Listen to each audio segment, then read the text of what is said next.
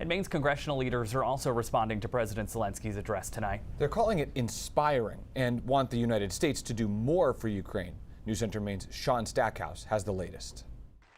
Members of Congress, including 3 members of Maine's congressional delegation, listening to Ukrainian President Volodymyr Zelensky's call for help Wednesday. The American people are helping not just Ukraine, but Europe and the world to keep the planet alive. Political leaders from Maine calling the Ukrainian president's words powerful and agree the United States needs to continue its efforts to support the country. President Zelensky's call for more sanctions on Russian officials was appropriate, as was his request that American businesses stop doing business in Russia. President Zelenskyy again calling for more support from the U.S. and NATO, including establishing a no-fly zone, something Maine's members of Congress are hesitant to do. No-fly zone means that you're there to shoot down Russian planes, and that will be seen as a provocation, and we're dealing with Putin, who has his finger on a nuclear weapon button. The president's decision to continue the arming of Ukraine,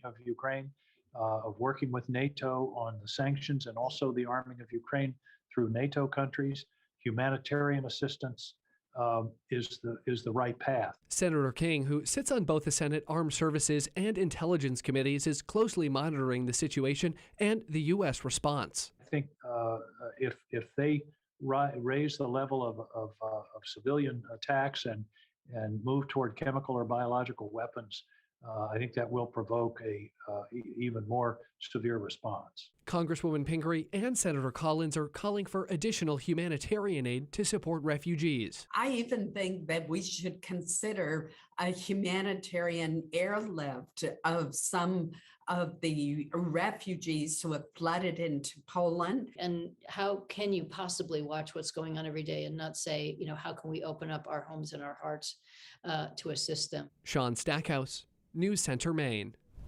Congressman Jared Golden did not attend the address after testing positive for COVID-19 this week. In a statement, he wrote, "The assistance announced by President Biden today following President Zelensky's address to the United States Congress falls short of providing the Ukrainian government with the resources that it has requested for the protection of its civilian population against indiscriminate shelling and bombing by Russia."